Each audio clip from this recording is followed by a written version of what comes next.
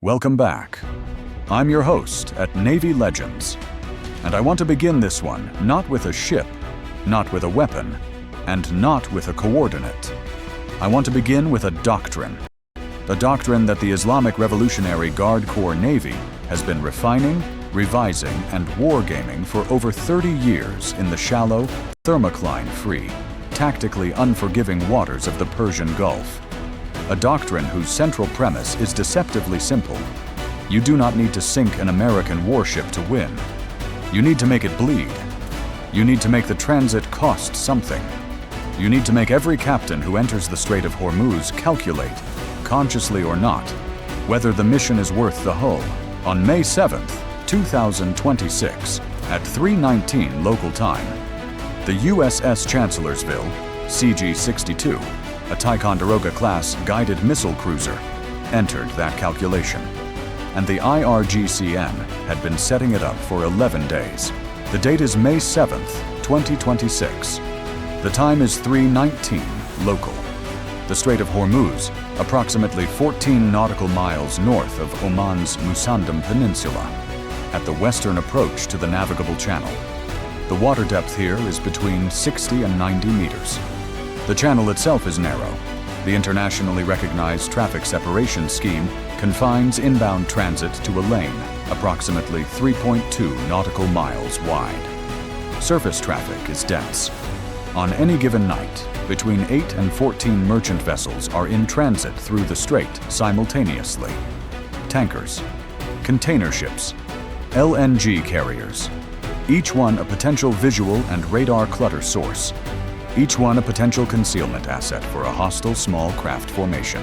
The Chancellorsville is a 9,800-ton warship making 14 knots on a course of 085, entering the strait as part of a two-ship transit in company with the destroyer USS Lassen. Her mission, escort of a military Sealift Command fuel carrier through the strait to the Arabian Sea. A routine mission, on paper.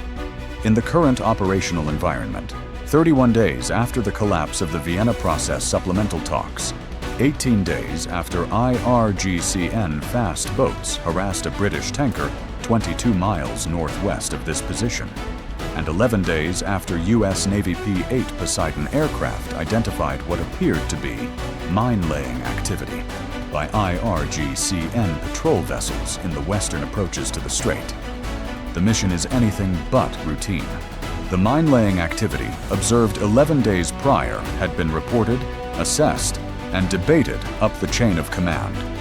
The conclusion of the assessment, issued by the Office of Naval Intelligence 4 days before the Chancellorsville's transit, read, "Assessed IRGCN mine-laying activity consistent with pre-positioned threat posture, rather than active barrier construction. Probability of active minefield in primary TSS lane, assessed as low." The assessment acknowledged uncertainty. It noted that the P-8 imagery had captured between 4 and 7 IRGCN Hendajan-class patrol boats, operating in the area over a 6-hour period, but that the imagery resolution and observation angles were insufficient to confirm mine deployment. The intelligence was wrong, not maliciously, not due to negligence, due to the irreducible limits of what satellites and patrol aircraft can see when an adversary knows how to time its operations around overhead collection windows and conducts its actual mine-laying from vessels that are indistinguishable from the fishing and patrol traffic that fills these waters every night. The IRGCN had laid 17 mines across the inbound traffic lane of the Western Strait approach over 3 separate nights, beginning 12 days prior. Not a uniform barrier, not a predictable pattern. 17 IRGCNM-08 bottom influence mines, a reverse-engineered and modified variant of the Soviet SMDM with a magnetic and acoustic influence fuse, a 300-kilogram RDX warhead, and a ship counter setting that allows a specified number of vessels to pass over the mine before it becomes active. The counter settings had been calibrated specifically. The mines in the outer lane positions were set to allow between 3 and 6 transits before arming. The mines in the inner lane the lane the Chancellorsville's course would take her through, were set to arm after the second transit. In the 48 hours preceding the Chancellorsville's entry into the strait, 7 merchant vessels had transited the inner lane. 5 of them had passed over mines in their armed state without detonation. The influence fuse had not accumulated sufficient magnetic and acoustic signature energy from those hulls to trigger. The Chancellorsville, at 9,800 tons displacement, with 2 GELM 2500 gas turbine engines, producing a distinctive low-frequency acoustic signature profile, would be a different proposition entirely. At 3:19:44, traveling at 14 knots on course 085, the USS Chancellorsville passes over an IRGCN 08 bottom influence mine, resting at 68 meters depth, 3.1 meters below the keel at maximum draft. The fuse fires. The 300-kilogram RDX warhead detonates in a contact proximity mode, 3.1 meters below the keel, at a point approximately 40 meters forward of the engineering spaces. The mechanism of damage is not the blast wave itself. At 68 meters of water depth, the explosive gas bubble expands and collapses in a phenomenon known as the bubble pulse effect, which produces a hammering load against the ship's keel that is in many respects more destructive than a direct contact explosion. The first bubble pulse generates a vertical acceleration load on the hull of approximately 18 G. The keel flexes, then snaps back. Then the bubble collapses and the second pulse hits, in the opposite direction. 0.4 seconds later, the ship's keel does not break. The Chancellorsville is built to survive underwater shock loads. Every U.S. surface combatant undergoes shock hardening design to MIL-S-901D standards, and the Ticonderoga-class cruisers, though aging, were built to a survivability standard that has proven its value before. But surviving is not the same as undamaged. The bubble pulse sequence causes a 2.8-meter buckle in the keel plating between frames 44 and 51. Both port shaft bearings shear. The port shaft drops by approximately 4 centimeters, jamming the port propeller and immediately killing port shaft propulsion. The starboard propulsion plant remains operational. The ship continues to make way on starboard shaft alone at reduced speed.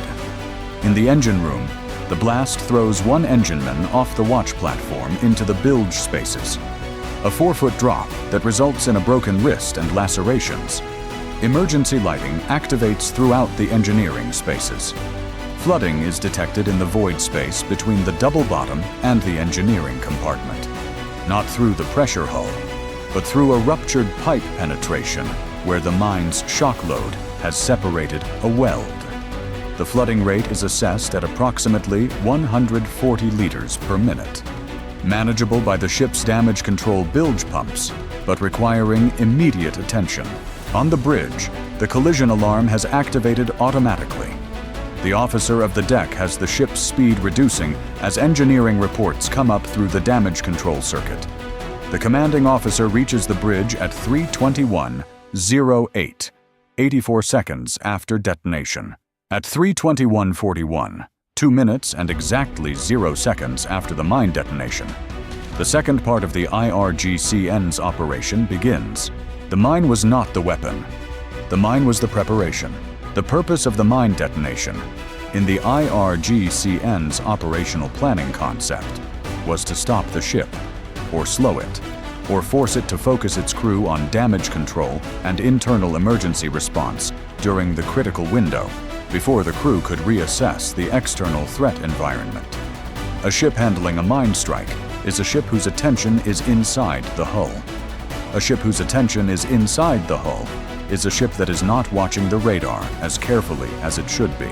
11 IRGCN PACAP, 3 fast attack craft, 23-meter fiberglass-hulled missile boats, each armed with 2 Nasr-1 anti-ship missiles and a 23mm autocannon, have been waiting at anchor behind Keshem Island's eastern headland for 6 hours. They launch simultaneously at 3:21:41, accelerating to 50 knots on the surface, running without navigation lights. with radar-absorbing hull coatings that reduce their radar cross-section to approximately 0.3 square meters each. They are 12.4 nautical miles from the Chancellorsville when they begin their attack run. At 50 knots, they will cover that distance in approximately 14 minutes and 53 seconds. The Chancellorsville's SPY-1B radar, the phased array system that is the heart of her Aegis combat suite, detects the fast attack craft contacts at 3:22:17, 36 seconds after they launch. The contacts are small. They are fast. They are weaving between the merchant traffic in the strait, using the commercial vessels as radar shadow and visual cover. The Aegis combat system begins building tracks immediately, but the track quality is degraded by the commercial traffic clutter and by the low radar cross-section of the approaching boats. The TAO has a clear picture within 90 seconds. 11 fast attack craft on a converging course, combined with active damage control emergency aboard the ship. He calls the captain. Captain, TAO. 11 small surface contacts bearing 315 to 330. Range 11.2 nautical miles, all closing. Assessed as IRGCN fast attack. Intent hostile. Request weapons free. The captain authorizes weapons free on the surface contacts at 03:23:52. The Chancellorsville's 5-inch/54 caliber Mark 45 gun begins engaging at 3:24:08, opening fire at a range of 10.7 nautical miles with a rapid fire rate of 16 rounds per minute. Each 32-kilogram projectile travels at 800 to 8 meters per second. At this range, the time of flight is approximately 21 seconds per round. Against fast-moving 23-meter targets weaving at 50 knots, the hit probability per round is low, but volume of fire matters. The gun crew begins walking rounds through the formation. The USS Lassen, 1.9 nautical miles astern of the Chancellorsville, and maneuvering hard to close the distance, adds her own 5-inch gun to the engagement at 3:24:34. She also begins ripple firing RIM-162 Evolved Sea Sparrow missiles, ESSM, from her Mk-41 VLS against the Nasr-1 missile threat that she knows is coming.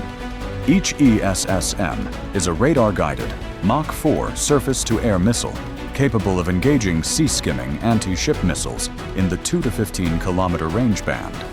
The Lassen fires 6 ESSM rounds in a 20-second sequence. At 3:26:19, the lead PACOP 3 boats, now at 6.8 nautical miles, begin launching their Nasr-1 missiles.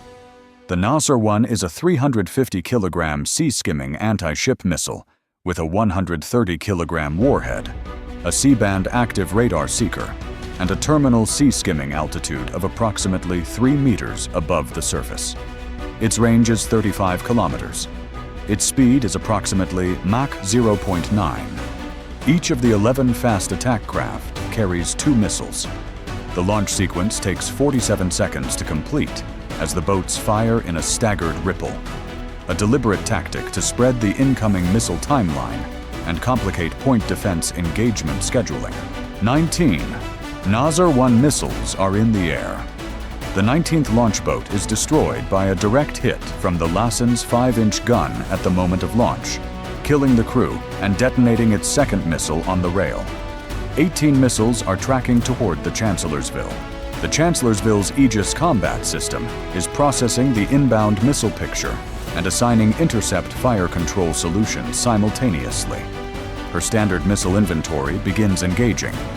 SM-2 Block 3A rounds leave the forward VLS in a rapid sequence, one every 1.8 seconds. The SM-2's engagement envelope against a sea-skimming Mach 0.9 missile is well within designed parameters, but 18 simultaneous targets create an engagement geometry challenge that taxes even the Aegis system's multi-target fire control capacity. The Lassen's ESSM rounds account for 4 inbound Nasr-1 missiles in the 8 to 12 kilometer band. The Chancellorsville's SM-2 fire accounts for 9 more in the 14 to 6 kilometer band. The Chancellorsville's Phalanx CIWS, operating in fully autonomous mode, engages the remaining 5 missiles as they enter the 1,500-meter bubble. It kills 3. 2 Nasr-1 missiles impact the USS Chancellorsville in a 1.3-second interval at 3:28:04 and 3:28:05. The first impacts the starboard side, amidships, above the waterline at frame 122. The 130-kilogram warhead detonates on contact, opening a 3.1-meter by 2.4-meter breach in the hull plating and igniting a fuel fire in the adjacent compartment. A damage control equipment storage space containing firefighting foam concentrate in pressurized canisters. The canisters rupture and accelerate the fire. The starboard passageway on the main deck is immediately impassable. 4 sailors in the compartment adjacent to the impact point are wounded by fragmentation. 1 sustains severe burns across his right arm and shoulder when the foam canisters rupture. He is evacuated to the ship's medical bay within 4 minutes. The second missile impacts at a slightly higher angle, striking the base of the forward superstructure at the 0-2 level. The warhead detonates against the structural steel of the bridge wing support frame. The blast propagates upward into the bridge itself, shattering every window on the forward bridge face and blowing the door off the port bridge wing hatch. The captain is knocked off his feet by the concussion. The helmsman sustains a deep laceration to his forehead from flying glass.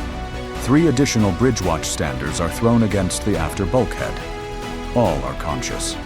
None are incapacitated. But the bridge is filled with smoke from a small fire in the chart table electronics, and visibility forward from the bridge is temporarily 0. The Chancellorsville is on fire in 2 locations, making 8 knots on 1 shaft, with a flooded void space, 2 sailors requiring immediate medical attention, and a bridge crew covered in glass. She is still fighting. The captain, back on his feet at 3:28:41 with blood from a scalp laceration running into his left eye, takes the con himself. He orders maximum starboard shaft power, initiates a turn to open the distance from the remaining fast attack craft, and authorizes the TAO to engage any remaining surface contacts with all available weapons. He then transmits the attack report to 5th Fleet and simultaneously requests immediate air support. Of the 11 PACAP 3 fast attack craft that began the attack run, 7 have been destroyed by gunfire from the Chancellorsville and Lassen by 0331. 1 is disabled and dead in the water, on fire. 3 have broken off the attack and are withdrawing at high speed toward Iranian territorial waters.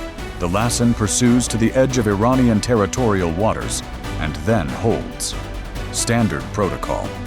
The 3 surviving fast attack craft cross the 12 nautical mile line and are gone. The air response arrives at 3:54:17, 35 minutes after the mine detonation, 26 minutes after the missile impacts. 2 FA-18E Super Hornets from VFA 211, operating from the USS Abraham Lincoln 280 nautical miles south, arrive overhead with full weapons loads of AGM-88 HARM anti-radiation missiles and MK-82 JDAM-GPS guided bombs. Their target package covers 3 IRGCN facilities: the fast boat staging facility at Bandar Abbas East Pier, the IRGCN Naval Command Node at Shahid Movahed Base, and the coastal missile battery at Kuhestak that provides anti-access coverage of the eastern strait approach. At 4:06:44, 47 minutes after the mine strike, the first HARM impacts the Kuhestak radar site, silencing the C-802 coastal battery's fire control radar. 40 seconds later, 2 JDAM impacts destroy the associated missile-ready storage and launcher vehicles. The Kuhestak battery is mission killed. The Bandar Abbas East Pier, the staging facility from which the PACAP 3 boats had been operating, is struck by 4 JDAM rounds. Pier infrastructure, 2 additional fast boats at berth, and the associated fuel and ordnance handling facility are destroyed. Fires from the fuel storage burn for 6 hours. The Shahid Movahed command node is struck by 2 HARM missiles and 1 JDAM. The harm rounds destroy the node's communications antenna arrays. The JDAM impacts the main operations building. Post-strike imagery, available to analysts 40 minutes after the strike, shows the building's roof has collapsed across its eastern two-thirds. Here the fog of war claims its due. The JDAM targeting the fuel storage annex adjacent to the main pier complex, a secondary aim point intended to destroy pre-positioned mine-laying equipment assessed to be stored there. Misses, not due to a guidance failure. Due to a targeting intelligence error, the pre-strike imagery on which the aim point was built was 72 hours old, and in those 72 hours, the mine-laying equipment, 2 Hendajan-class patrol boats fitted with mine-laying rails, which represented the primary source of the Strait minefield threat going forward, had been moved to a hardened shelter 340 meters inland. The JDAM impacts the empty pier apron.